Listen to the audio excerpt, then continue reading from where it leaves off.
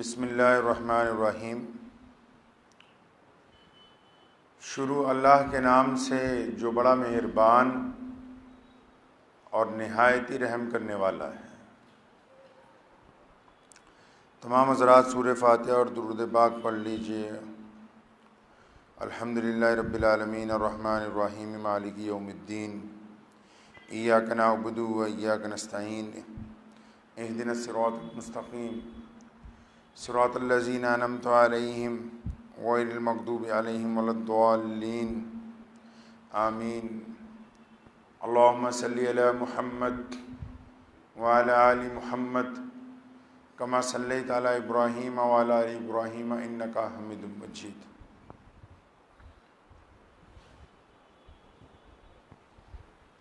आज रमज़ानुल मुबारक का तीसरा जुमा है और कोविड-19 की वजह से पूरी दुनिया जो है इज्तिमाई इबादत से महरूम है और लोग अपने अपने घरों में इबादत अदा कर रहे हैं। रमज़ान एक इनकिलाबी इबादत है। रमज़ान करीम में के मिजाज में जहाँ बुराइयों को छोड़कर अच्छाइयाँ आम होती हैं, जहाँ हर ख़ास और आम की मदद की जाती है,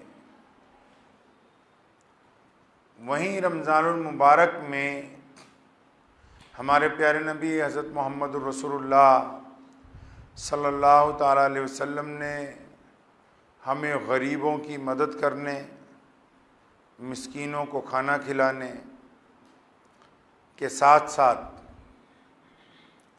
जुल्म के खिलाफ भी आवाज़ बुलंद करने का दर्स दिया है। इसी रमज़ान की 17 तारीख को मैदान बदर में इस्लाम और कुफ्र के दरमियान जो फैसला कुन मार्का हुआ है, उसमें सिर्फ 313 हज़रात सहाबा इकराम रज़ियल्लाहु ताला अजमाइन ने बेसरो सामानी की हालत में प्यारे नबी हज़रत मोहम्मद रसूलुल्लाह सल्लल्लाहु अलैहि वसल्लम की क़ियादत में फ़तेह हासिल की है। और ये उस फ़तेह की बरकतें हैं कि आज पूरी दुनिया में कलमा ला इलाहा इल्लल्लाह मुहम्मद रसूलुल्लाह सल्लल्लाहु अलैहि वसल्लम पढ़ने वाले लोग मौजूद हैं। इसी रमज़ान करीम में 21 रमज़ान को मक्का मुकर्रमा को फ़तह किया गया और वो एक ऐसी तारीख़ी फ़तेह है जिसमें किसी का कत्ल नहीं किया गया, जिसमें लोगों के घरों को नुकसान नहीं पहुंचाया गया, जिसमें किसी की इज्जतें नहीं उछाली गई। वरना दुनिया का एक आम रवाज है कि जब कोई ताकतवर आदमी किसी कौम पर फतह हासिल करता है तो वहाँ जुल्म और सितम तशद्दुद करता है। तारीख़ इस्लाम में फ़तेह मक्का को बड़ी अहमियत हासिल है। फ़तेह मक्का का ज़िक्र करने से पहले उन मज़दूरों के लिए मैं दुआ गो हूँ जो कोविड-19 की वजह से लाखों की तादाद में सड़कों पर बेसरो सामानी की हालत में पैदल हज़ारों किलोमीटर का सफ़र जो है वो अपने गांव जाने के लिए कर रहे हैं। मज़दूरों की हालत देख के मुसलमानों के पहले खलीफा सैयदना अबू बकर सिद्दीक़ रज़ियल्लाहु ताला अन्हु और उनकी खिलाफत का पहला दिन और उनकी तरफ से जारी किया गया पहला हुक्मनामा जो है वो एक रोल मॉडल है पूरी दुनिया की सरकारों के लिए। तारीख में लिखा है कि अबू बकर रज़ियल्लाहु ताला अन्हु जब मुसलमानों के खलीफा बने, जब उनको अल्लाह ने बादशाही अता की, जब उनको इतनी बड़ी हुकूमत मिली कि पूरी दुनिया में वो मुसलमानों के पहले हुक्मरान बने, तो उनके साथियों ने, हज़रत उमर रज़ियल्लाहु ताला अन्हु ने, हज़रत उस्मान ने, हज़रत अली और अब्दुर्रहमान बिन औफ रज़ियल्लाहु ताला अन्हु ने उनके पास जाके एक बात कही कि अबू बकर, आप क्योंकि आज से खलीफा बन गए, अपना कारोबार आपने बंद कर दिया है, अब 24 घंटे आप लोगों की सेवा करेंगे, तो आपका खर्चा कैसे चलेगा, आपके बीवी बच्चे क्या खाएंगे? तो खिलाफत से यानी सरकार से कुछ तनख्वाह लगा लें जो आपको हर महीने मिल जाया करे और आपके बच्चे पलें। ये वाकया मैं चाहता हूं वो तमाम हुक्मरान भी सुन लें अच्छी तरह।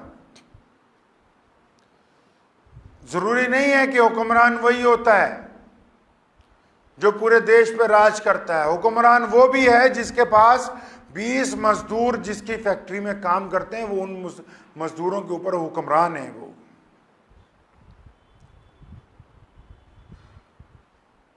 जो किसी मोहल्ले में, जो किसी शहर में उसकी क़ियादत करता है सरकार की, वो भी हुक्मरान है। तो मैं चाहता हूं कि इस वाक़े को तमाम हुक्मरान इत्मीनान से सुन लें कि अल्लाह ताला इसको उनकी हिदायत का ज़रिया बनाए।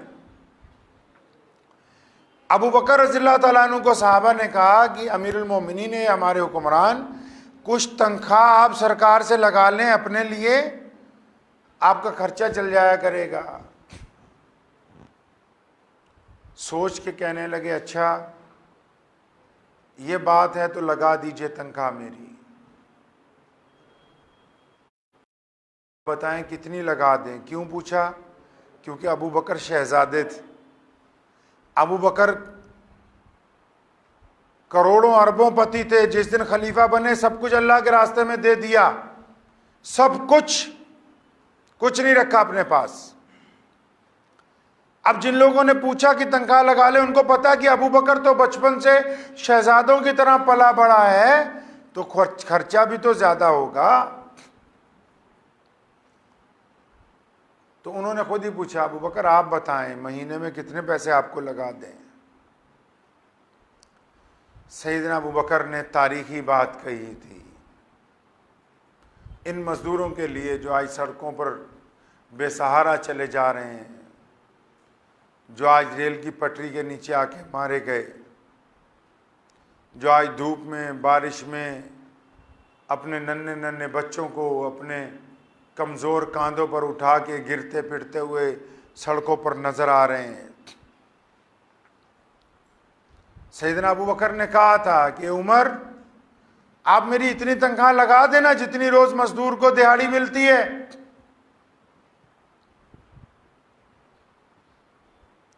जब मुसलमानों के पहले अमीरुल मोमिनीन ने यह बात कही कि इतनी तनख्वाह लगा दो जितनी मजदूर को रोज दिहाड़ी मिलती है, तो तनख्वाह क्या बात करने वाले सारे हैरान रह गए। कहने लगे, अबू बकर आप कैसी बातें करते हैं? एक मजदूर को तो इतने पैसे मिलते ही नहीं रोजाना कि वो भर पेट अपना और अपने बच्चों को खाना खिला सके।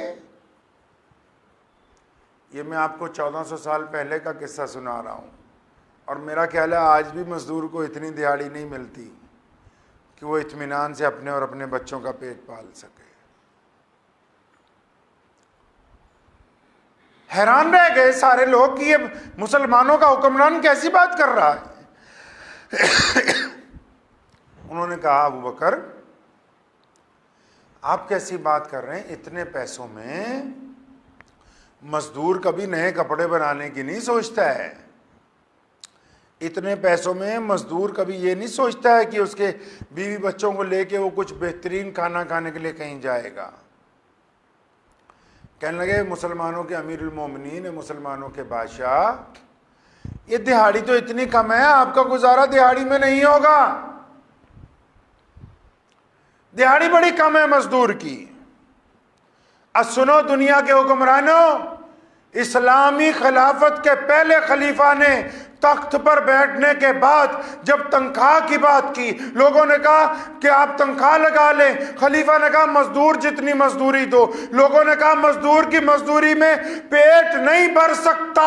तो अबू बकर ने कहा था, अमीरुल मोमिनीन ने कहा था कि अच्छा हुक्मनामा लिखो कि आज से मजदूर को इतनी तनख्वाह देंगे, आज से मजदूर को इतनी मजदूरी देंगे कि मजदूर के घर में भी अच्छा खाना बने और उस तनख्वाह में खलीफा के घर के अंदर भी अच्छा खाना बनेगा।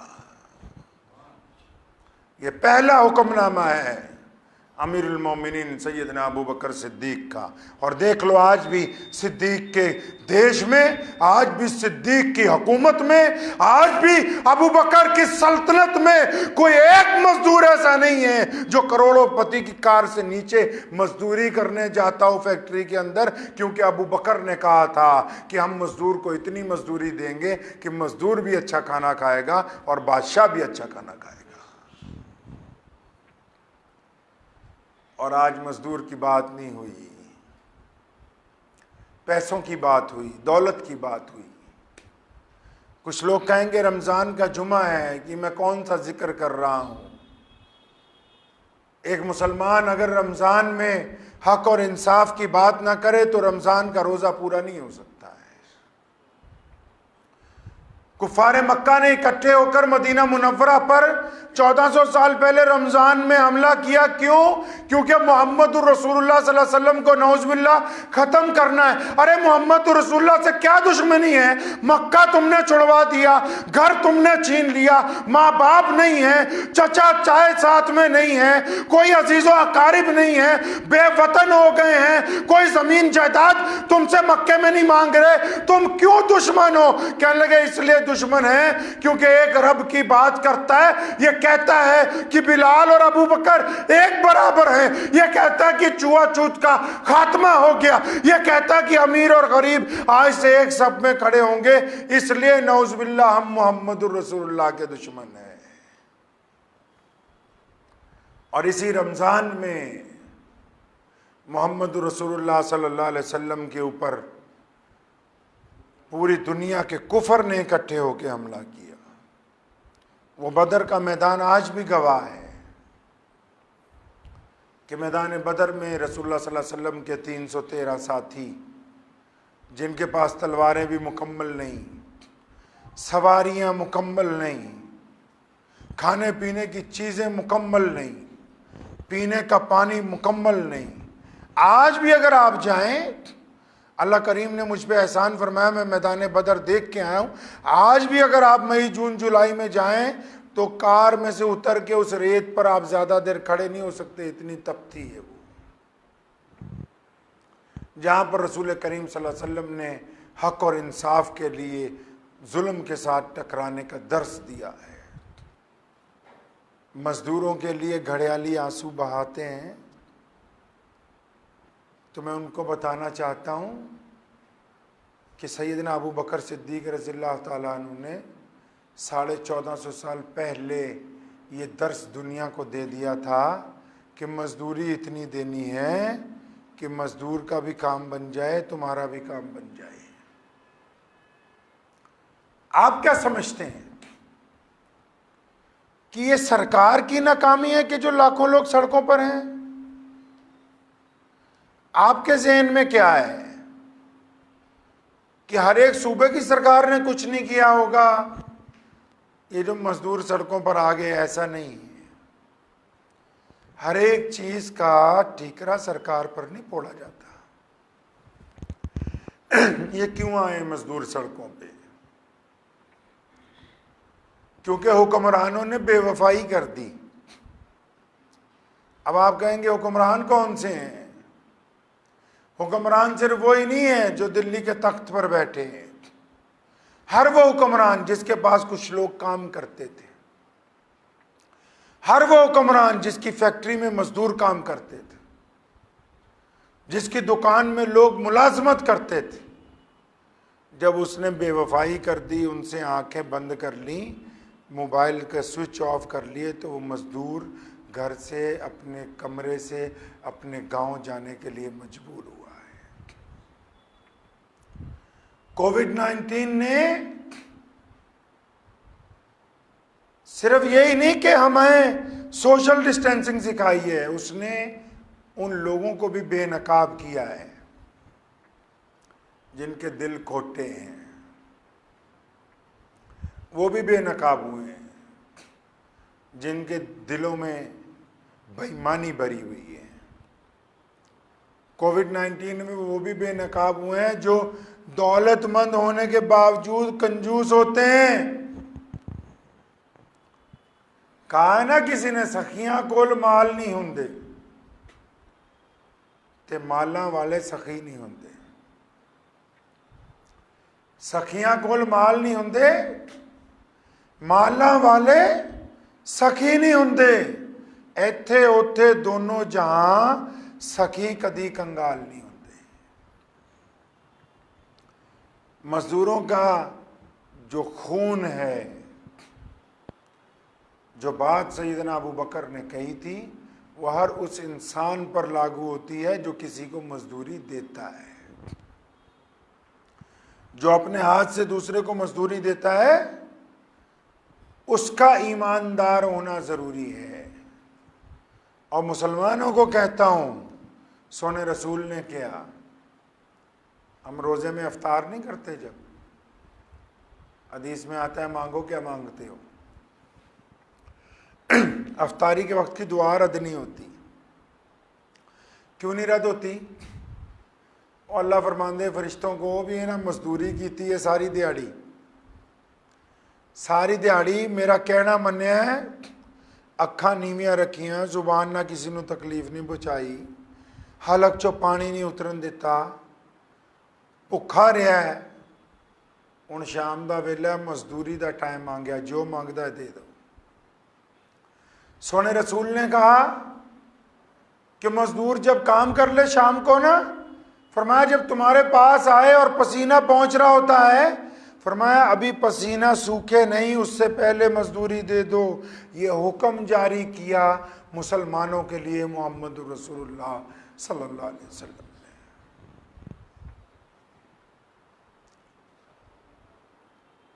ये रमज़ान हमें कदम कदम पर सिखाता है कि इंसान कैसे बनना है। इसी रमज़ान की 21 तारीख को मक्का मुकर्रमा फतेह हुआ। कौन सा मक्का?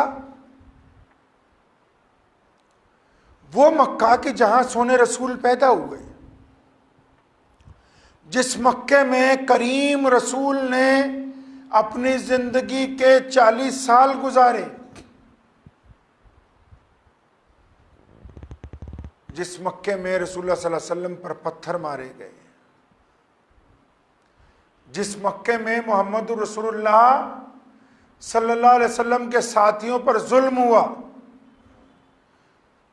जहां बिलाल को मारा, जहां यासिर बिन अम्मार की खाल उधेड़ी गई, जहां हजरत सुमैया रज़ियल्लाहु ताला अन्हु के टुकड़े कर दिए गए, उस मक्का मुकर्रमा में सोने रसूल जब उस मक्के को छोड़ के जाने लगते हैं तो बैतुल्ला जो अल्लाह का घर है, जो तब से बना है जब से दुनिया बनी है, तो सोने रसूल बैतुल्ला में गए तो एक शख्स है उस्मान बिन तला उसका नाम है, उसके पास बैतुल्ला की चाबी है। सोने रसूल ने कहा कि उस्मान बैतुल्ला का दरवाज़ा खोलो, मैं चाहता हूं कि 2 रकात नमाज पढ़ लूं। बैतुल्ला में बुत रखें, मक्के के बड़े बड़े लोग आते हैं, उनके लिए बैतुल्ला खोला जाता है, वो अंदर जाते हैं।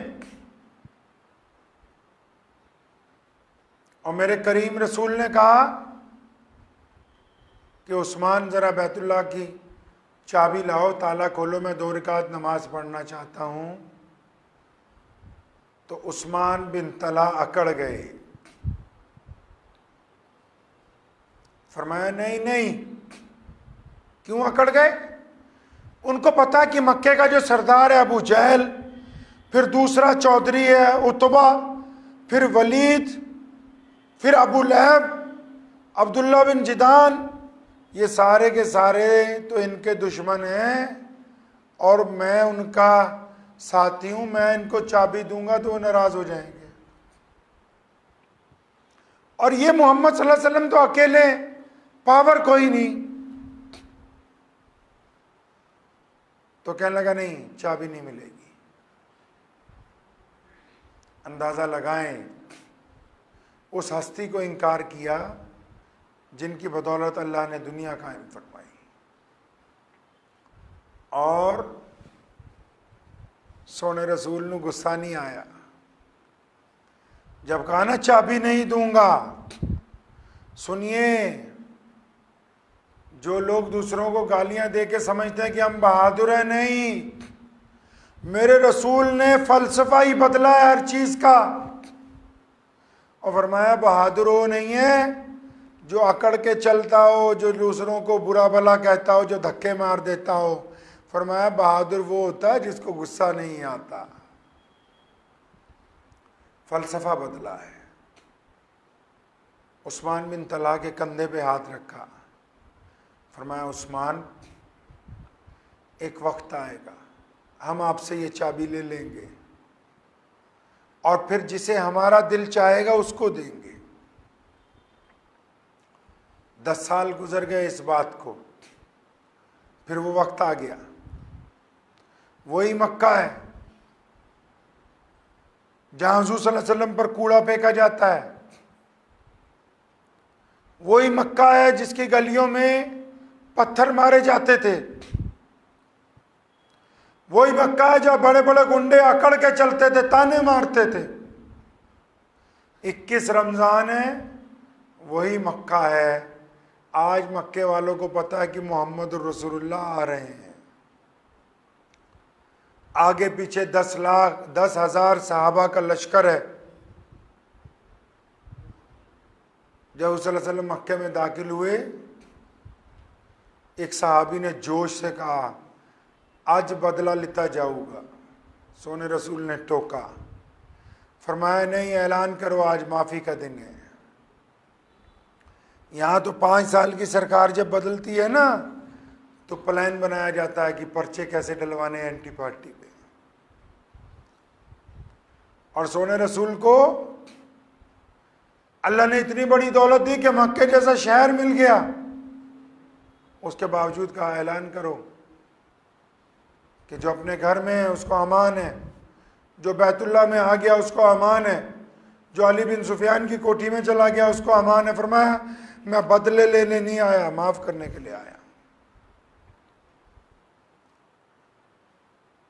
बैतुल्लाह में पहुंचे, अब वही बैतुल्लाह है, चाबी नहीं दी थी। आज वही उस्मान बिन तलहा है, चाबी लेके सामने खड़े हैं। अल्लाह के नबी सल्लल्लाहु अलैहि वसल्लम ने उस्मान बिन तलहा से जब चाबी ली, बैतुल्लाह खोला, लात और उज़्ज़ा को बाहर निकाला गया, पाक किया, नमाज पढ़ी। जब वापस निकले, बैतुल्लाह को ताला लगाया तो उस्मान बिन तलहा सामने खड़े। आप अंदाजा लगाएं क्या हुआ होगा। आजकल लोग खोई हुई चीज पाने के बाद क्या करते हैं? सोने रसूल ने फलसफा बदला है दुनिया का। फरमाया उस्मान इधर आओ, चाबी वापस पकड़ाई, फरमाया ये रख ले, क़यामत तक तुम्हारे खानदान में रहेगी। उस्मान बिन तलहा रज़ियल्लाहु ताला अन्हु फरमाते हैं वो चाबी नहीं आई, ईमान आ गया। और मेरे दिल ने कहा कि इतना करीम रसूल कि जिनको मैंने इनकार कर दिया था, वो आज फतेह करने के बाद बादशाह बन गए, हुकूमत आ गई, सरदारियां इनके हाथ में चली गईं, और फिर भी मुझे ताना नहीं मारा कि क्यों चाबी नहीं दी थी। ताना भी नहीं मारा करीम रसूल सल्लल्लाहु अलैहि वसल्लम। और जब नमाज का टाइम हुआ बैतुल्लाह में, और मुसलमानों ने पहली नमाज पढ़नी थी, तो सोने रसूल ने वहां भी हमें बहुत कुछ सिखा दिया। बैतुल्लाह के सेन में अबू बकर खड़े, और आपको बता दूं कानूनी तौर पर भी, शरीयत के लिहाज से भी तमाम अंबिया और मोहम्मद रसूलुल्लाह सल्लल्लाहु अलैहि वसल्लम की जो ज़ाते गिरामी हैं, सोने रसूल के बाद हमारी उम्मत में सबसे बड़ा दर्जा अल्लाह ने अगर किसी को दिया है तो वो अबू बकर को दिया है। वो सबसे बड़े मुसलमान हैं। अबू बकर को सिर्फ इन दो लफ्जों में समझ लें कि जिस दिन रसूलुल्लाह मक्के से निकले, गारे सूर की पहाड़ी पे अबू बकर कंधों पे बिठा के लेके गए। मैं देख के आया हूं, कोई तकड़े से तकड़ा पहलवान भी आज की तारीख में किसी को कंधों पे बिठा के गारे सूर तक नहीं पहुंच सकता है। और गारे सूर का एक बड़ा खूबसूरत वाक़या है, पहले वो सुन लें, फिर सैयदना बिलाल वाली बात सुना के बात खत्म करता हूं। गारे सूर में जब अंदर गए तो बहुत सारे गया,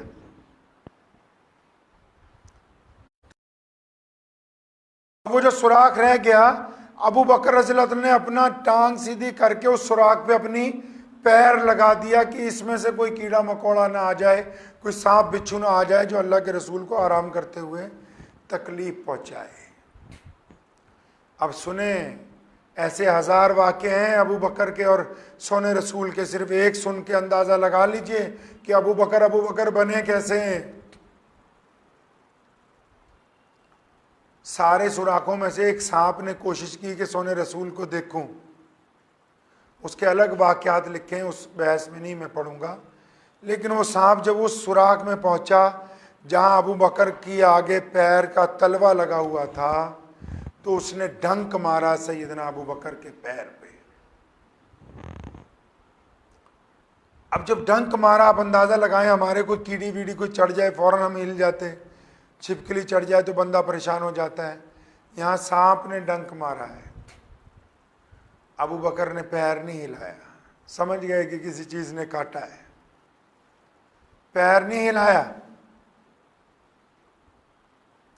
उसने फिर डंक मारा, फिर नहीं हिलाया, जख्मी कर दिया पैर। पैर नहीं हिलाते हैं, सांप काट रहा है पैर को, अबू बकर पैर हिलाते नहीं है। लेकिन दर्द इतना हो रहा है पूरे जिस्म में सांप के काटने से कि अबू बकर रज़ियल्लाहु ताला अन्हु की आंख में से आंसू आ गए। अब वो आंसुओं के दो कतरे सोने रसूल सल्लल्लाहु अलैहि वसल्लम के रुखसार मुबारक पर गिर गए। हुज़ूर सल्लल्लाहु अलैहि वसल्लम के चेहरे पर अबू बकर के आंसू गिरे तो हुज़ूर सल्लल्लाहु अलैहि वसल्लम की आंख खुल गई। फौरन उठे, पूछा अबू बकर क्या बात है, क्यों रो रहे हो? अंदाजा लगाएं, अगर अभी किसी के चोट लग जाए क्या कहेगा वो? ये कहेगा जनाब आप बहुत अच्छे हैं, सोने हैं, मेरे साथ लग गई। नहीं, वैसे ही बंदा चिल्लाने लगता है, काट दिया काट दिया, मर गया मर गया मर गया। अबू बकर को सोने रसूल ने कहा, अबू बकर क्यों आंखों में आंसू आए? फरमाया या रसूलल्लाह, मेरे माँ बाप आप पर कुर्बान हो जाएं। और ये नहीं पहले कह रहे कि सांप काट गया, पहले रसूल करीम की इज्जत की बात कर रहे हैं और रसूल करीम का जो अपने दिल में एहतराम है उस एहतराम की बात करते हैं। आप उठाएं बुखारी, अबू दाऊद, तिरमिजी, फरमाया या रसूलल्लाह अबू बकर के माँ बाप आप पर कुर्बान हो जाएं, लगता है किसी शहर ने पैर पर काट लिया, उस दर्द की वजह से ये आंसू आ गए। तो बैतुल्लाह के सेन में अबू बकर खड़े, लेकिन अबू बकर को नहीं कहा कि अजान दो। उमर खड़े, मुसलमानों का ताकतवर खलीफा है, ऐसा खलीफा है कि कोई बड़े से बड़ा काफिर देख लेता है तो उसकी कपनी छुट जाती है कि उमर आ गए। उमर को नहीं कहा अजान दो। सैयदना उस्मान रजी अल्लाह ताला अन्हु खड़े। कौन उस्मान? सोने रसूल के सबसे प्यारे सहाबी, दो दो बेटियां अपनी निकाह में दी उनके, सबसे दौलतमंद आदमी, वो भी खड़े हैं। उनको अजान देने के लिए नहीं कहा। शेर खुदा अली मौला खड़े हैं। हसन हुसैन के अब्बा हैं, उनको नहीं कहा कि अली अजान दो। अब्दुल्ला बिन जुबैर रज़ियल्लाहु ताला अन्हु सोने रसूल के चचा भी हैं, मुफस्सिर कुरान भी हैं। और एक और बंदा खड़ा है, अबू उबैदा बिन जर्राह, हुज़ूर सल्लल्लाहु अलैहि वसल्लम की उम्मत का अमीन है। नहीं, उनको भी नहीं कहा कि अजान दो। एक बड़ा जवान खड़ा है सामने, ऐसा बंदा खड़ा है कि वो घोड़े पे चल रहा हो तो बड़े बड़े बदमाश घरों में दरवाजे बंद करते हैं, उसको खालिद इब्न वलीद कहते हैं। खालिद इब्न वलीद को भी नहीं कहा कि अजान दो। जबकि मक्के में जब पहले दाखिल हुए, इब्न वलीद का काफिला सबसे मोरे मोरे था। जब मक्का फतेह किया, इब्न वलीद के घोड़े सबसे आगे आगे जा रहे थे, जिसको आप पायलट गाड़ियां बोलते हैं। उस दिन पायलट खालिद इब्न वलीद रज़ियल्लाहु ताला अन्हु की लगी हुई थी। उनको भी नहीं कहा। अब्दुर्रहमान औफ खड़े हैं, बहुत बड़े साहबी हैं, खरबोपति आदमी। आजकल तो पीर साहब वहां जाते हैं ना, पहले पूछ लेंगे भी अगले दे घर एसी उसी लगा होया कि नहीं। पीर साहब आजकल पूछ लेते हैं पहले बाबा जी कि भी गड्डी वधिया है, स्टेशन तो सोहनी गड्डी च लैके जाएगा, अगे तकिए तुकिए वधिया शनील दे लगे होने, एसी उसी लगे हुए तो उत्थे जाइए। आजकल लोग दौलत को देखकर तय करते हैं कि कौन सा मर्तबा किसको दिया जाए। आजकल ये तय होता है, और तब भी यह तय होता था, उस वक्त भी यही तय होता था कि ये देख लो भी दौलतमंद कौन सा है, ताकतवर कौन सा है, बादशाह कौन सा है। मैंने पहले कहा ना आपको, मेरे रसूल ने फलसफा बदला है दुनिया का।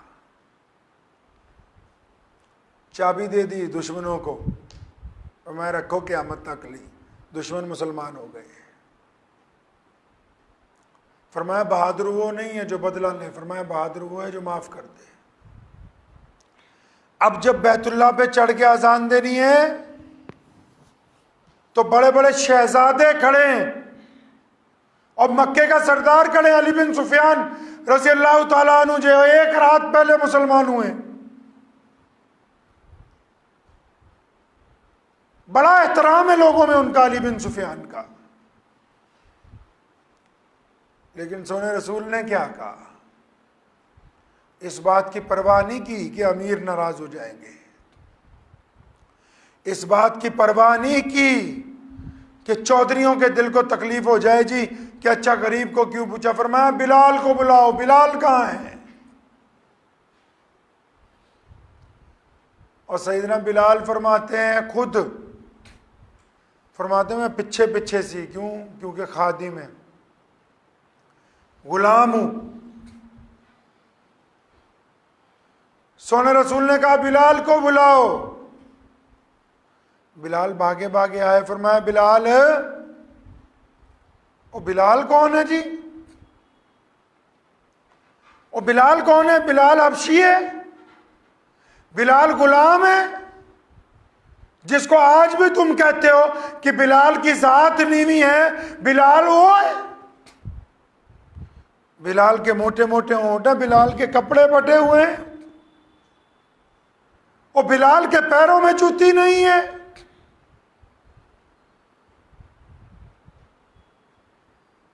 एक बद्दू आया ना सल्लल्लाहु अलैहि वसल्लम के पास, फरमाया या रसूलल्लाह मुसलमान हो जाऊं तो क्या मिलूगा? करीम रसूल ने क्या जफ्फी पा लांगे तेनू, अपनी छाती से लगा लेंगे।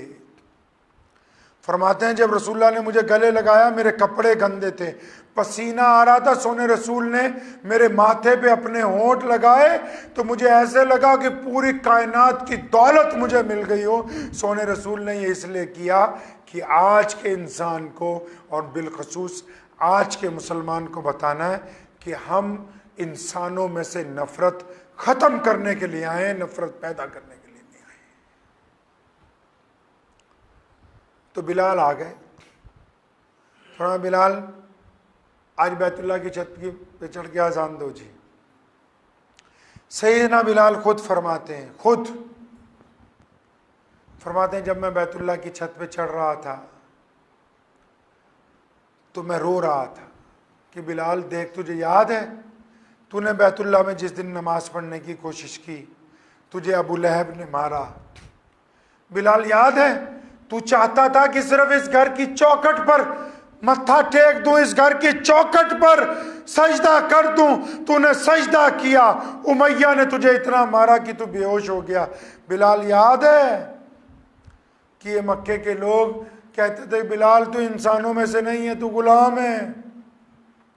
और बिलाल आज देखना सारा मक्का नीचे खड़ा है, तू बैतुल्लाह की छत पे। फरमाते हैं कि मेरे दिल ने मुझसे पूछा, बिलाल ये मर्तबा बुलंद मिला कैसे? बिलाल ने कहा कि मेरे दिल ने मुझे फौरन कहा, बिलाल ये जो सोने रसूल है ना, इनकी जो मैंने इत्तबा की है, इनकी जो पैरवी की है, इनसे जो मोहब्बतें की है, ये उसकी बदौलत है कि आज एक गुलाम बैतुल्लाह की छत पे खड़ा है। बिलाल की बात समझिए आप। आपको भी अगर इज्जत चाहिए, आपको भी अगर दुनिया के अंदर वकार चाहिए तो किसकी पैरवी करनी होगी? प्यारे नबी हज़रत मोहम्मद रसूलुल्लाह सल्लल्लाहु अलैहि वसल्लम की। तो ये रमज़ान का वाक़या जो मैंने आज आपके सामने रखा है, तो इसलिए इस बात को यकीनी बनाएं हमारी ज़ात से किसी गुलाम को तकलीफ ना पहुंचे। और वो गुलाम सिर्फ इसलिए है कि दुनिया वालों ने उसका नाम गुलाम रख दिया, वरना वो गुलाम नहीं है। सोने रसूल ने कहा वो गुलाम नहीं है। फरमाया किसी मां ने ऐसा कोई बच्चा पैदा ही नहीं किया। हदीस शरीफ में यही लफ्ज है। फरमाया किसी मां की पेट से कोई ऐसा बच्चा पैदा ही नहीं हुआ जो पैदाइशी तौर पे गुलाम हो। तुम कैसे कहते हो कि ये गुलाम है? किसी मां ने कोई ऐसा बेटा बेटी नहीं पैदा की जिसको लोग कहने लगे कि इसकी ज़ात नेमी है। तो इसलिए याद रखें, ये रमज़ान हमें सिखाता है कि हम बेवफाई ना करें। ये मजदूर मोदी सरकार या किसी और सरकार की वजह से सड़कों पर पैदल अपने घरों को नहीं जा रहे, इनके मालिकों ने इनसे बेवफाई की है, ये इसलिए मजबूर होकर घरों से बाहर निकले। बेवफाइयां ना करो। अल्लाह ने अगर 4 पैसे दिए, जिनका हक है उनको दे दो तो और आ जाएंगे। अल्लाह ने जो चीज दी है इसको बांटते रहोगे, बढ़ती रहेगी। अगर रोक लोगे, अल्लाह फरमाते कि मैं बंदे के गुमान के साथ हूं। अल्लाह फरमाते बंदे के गुमान के साथ हूं। बंदा रोना चाहता है, मैं कहता रो ही जा। हंसना चाहता हूं, मैं कहता हूं हंस ले। इज्जत चाहता हूं, मैं कहता हूं इज्जत मिलेगी। दौलत चाहता हूं, अल्लाह कहता है मैं दौलत दूंगा। जो इसका गुमान है, ये चाहता है कि अल्लाह इज्जतें देते हैं तो मैं इज्जत देता हूँ, ये चाहता है अल्लाह साथ में दौलत देते तो मैं दौलत देता हूँ। अब इसके दिमाग में फंसी हुई है कि नहीं ये पैसे खर्चूंगा ख़त्म हो जाएंगे, तो फरमाया पीछे से रोक दिए गए, कोई बात नहीं, इन्हीं को बचा कर रख ताकि ख़त्म ना हो। अल्लाह बंदे के गुमान के साथ। और मेरे रसूल ने क्या कहा कि सुई भी गिर जाए तो पहले किससे मांगो जी? अल्लाह से मांगो, जबकि वो ढूंढनी। अगर आप अल्लाह से बातें करते हैं बिलखुसूस रमज़ान में, तो आप कामयाब इंसान हैं। अल्लाह से बातें कैसे होती हैं? बंदा कसरत से कुरान पढ़ता है, रोज़ा रखता है, नमाज पढ़ता है, और फिर अल्लाह से बातें ऐसी होती हैं, जब कोई तकलीफ़ होती है दिल दिल में अल्लाह से बात करता है। चलते फिरते कोई ज़रूरत जहन में आती है, अल्लाह से बात करता है। घर वाले यार दोस्त कोई मुतालबा करते हैं, फौरी तौर पर मना करने की बजाय अल्लाह से बात करता है। दिल में पूछता है, या अल्लाह क्या होगा, या अल्लाह आप मदद करेंगे, या अल्लाह आप चाहेंगे तो ये काम बन जाएगा, या अल्लाह जिस्म में फला तकलीफ का इजहार हो रहा है, आप चाहेंगे शिफा हो जाएगी। जब बंदा अल्लाह से बातें करता है तो अल्लाह ताला अपने तरीके से बंदे का जवाब देते हैं। अल्लाह इनकार नहीं करते हैं बंदे को। मूसा अलैहिस्सलाम के दौर में एक गडरिया जंगल में बैठा है और मूसा अलैहिस्सलाम गुजर रहे हैं। गडरिया कुछ गुनगुना रहा है, मूसा अलैहिस्सलाम रुक गए, सुनूं करता क्या है। अब वो क्या कह रहा है गडरिया? गडरिया कह रहा है, या अल्लाह जे तू मैनू लभ जाए किते, मतलब अल्लाह अगर मुझे मिल जाए, या अल्लाह अगर तू मैनू लभ जाए तो मैं एक वधिया कालीन बिछा के तेनों उत्ते बिठावां, ते या अल्लाह फिर वधिया चमेली दा या कोई अच्छा तेल जिहड़ा तेरे सिर च लावां, जंगल चों वधिया फ्रूट तोड़ के लियावां, कट के बेहतरीन तेरी खिदमत च पेश करा। अब मूसा अलैहिस्सलाम उसकी बातें सुनते रहे। अल्लाह के नबी, और ये भी पता है कि अल्लाह ताला इंसान नहीं है, वो सबसे बड़ी ताकत। इंसान को अल्लाह ने बनाया है, इंसान को मौत आती है, नींद आती है, जवानी आती है, बुढ़ापा आता है, लेकिन अल्लाह वो है जो हमेशा से है, हमेशा रहेगा, जिसका कोई बाप नहीं है, जिसकी कोई औलाद नहीं है।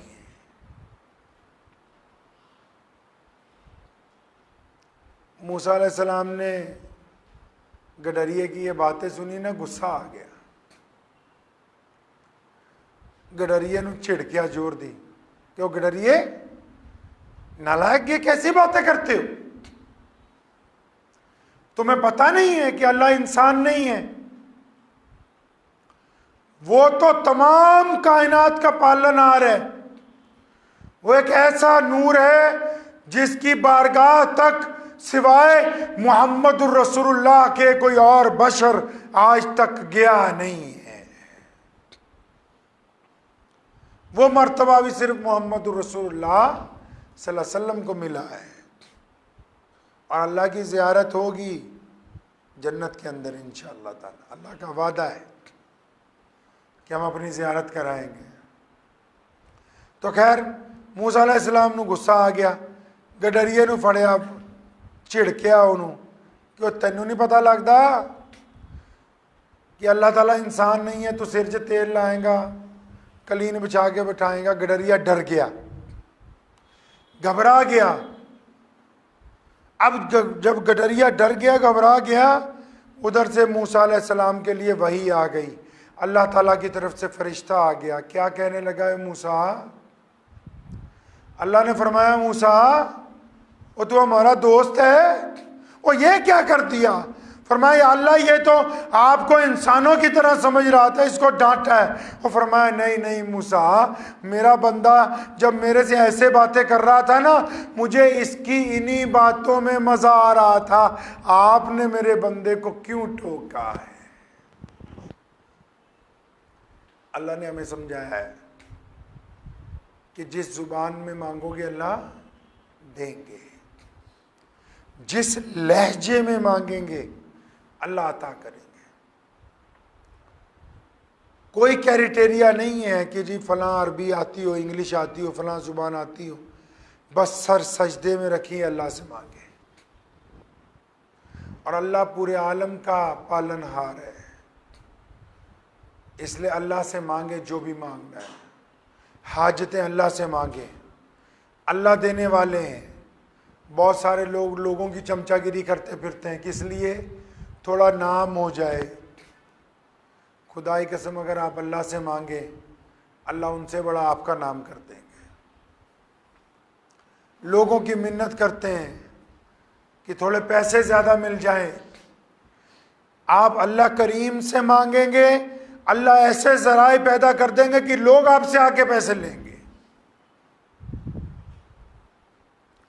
इसलिए अपना ईमान कामिल रखें कि अल्लाह के अलावा नफ़े और नुकसान का मालिक कोई नहीं है। रमज़ान करीम में अब सिर्फ 10 दिन या 9 दिन बाकी हैं। इस बात का पाबंद हो जाए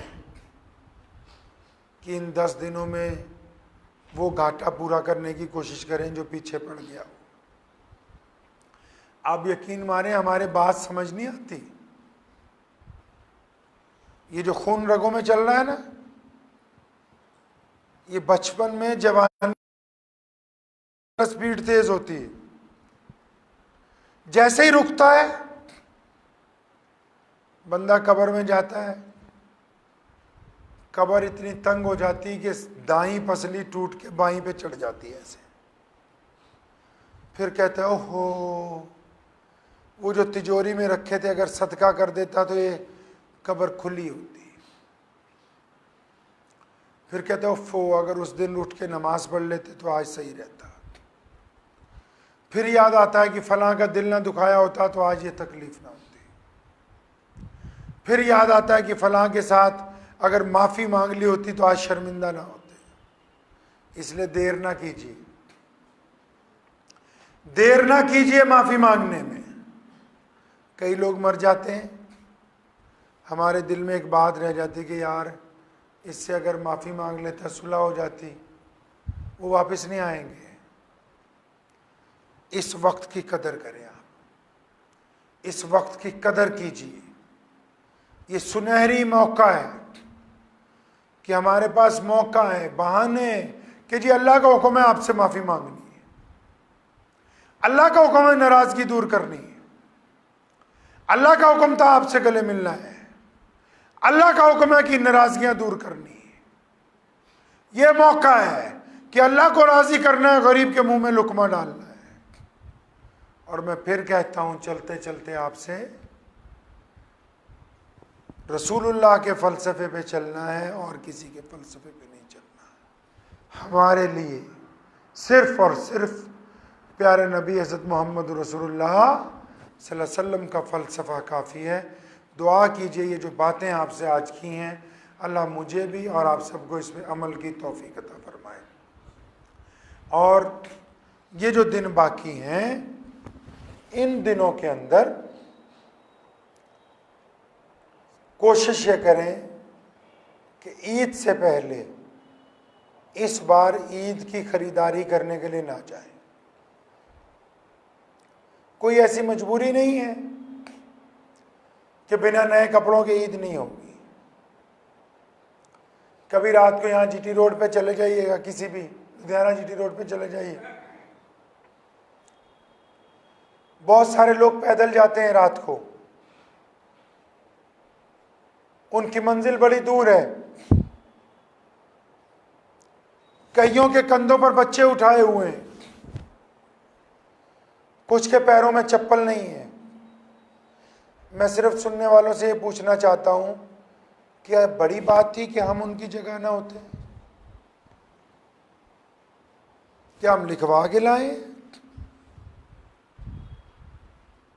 जो घरों में बैठे सुन रहे हैं उनसे भी मैं पूछना चाहता हूं, क्या ये मुमकिन नहीं था कि हम वहां होते? अस्पतालों में जो लोग जिंदगी और मौत की लड़ाई लड़ रहे हैं, क्या ये मुमकिन नहीं हो सकता था कि उस बिस्तर पे हम होते, आज यहां ना बैठे होते? ये मुमकिन था। ये अल्लाह ने आप पर करम किया है कि आप सुकून से घर में बैठे खाना खा रहे हैं, तो उनकी तकलीफ को समझिए। अब भी अगर दिमाग में फतूर आ रहा है कि 2-4 कपड़े खरीद लें, तो उन कपड़ों के पैसे किसी गरीब के मुंह में लुकमा डाल दीजिए जाके। ऐसे कपड़े ना पहनो जिन कपड़ों के साथ गरीबों की आहें लग जाएं। उस खुशी का क्या फायदा जिसमें लाखों लोगों की सिसकियां शामिल हों। इंसान बनिए। बड़ा आदमी बनना कोई बड़ी बात नहीं है। बड़ा आदमी किसको कहते हैं पता है आपको? कोई आके, मैंने एक बुढ़िया की बात सुनी, कहने लगी बेटा मुझे किसी ने कहा कि वो फलां बहुत बड़े आदमी हैं, तो मेरे दिल ने कहा कि अच्छा, इसका मतलब मोहब्बत ज्यादा करते होंगे। बड़े हैं तो उनके दिमाग में नए नए लफ्ज आते होंगे। बड़े आदमी हैं तो वो नई नई प्यार की बातें करते होंगे। बड़े हैं तो छोटों से झुक के मिलते होंगे। बड़े हैं तो गरीबों से प्यार बांटते होंगे। कहने वाला कहने लगा ना ना अम्मा जी, बड़े का मतलब कोठी बंगला कार है। कहती अच्छा, अमीर आदमी है, बड़े आदमी नहीं है। बड़ा बने। सोने रसूल ने हमें बड़ा बनाया है। मुसलमान आज दुनिया की सबसे बड़ी कौम है। और आज इंडिया नहीं, पूरी दुनिया में चले जाएं, कोविड-19 में सबसे ज्यादा चैरिटी मोहम्मद रसूलुल्लाह के दीवाने कर रहे हैं। ये हम पर हमारे नबी का एहसान है। हिंदुस्तान के मुसलमानों से भी कहता हूँ, रसूलुल्लाह के हुक्म के मुताबिक चलें। अल्लाह मुझे भी आप सबको इस बीमारी से महफूज रखे, इस मुल्क को इज्जत अता फरमाए, लोगों में प्यार और मोहब्बतें हों, हर भूखे तक खाना पहुंच जाए। यही इस रमज़ान का मिशन है। दुआ करें अल्लाह मुझे भी आप सबको इन बातों पर अमल की तौफीक अता फरमाए। व आखिर दावाना अनिल हम्दुलिल्लाहि रब्बिल आलमीन।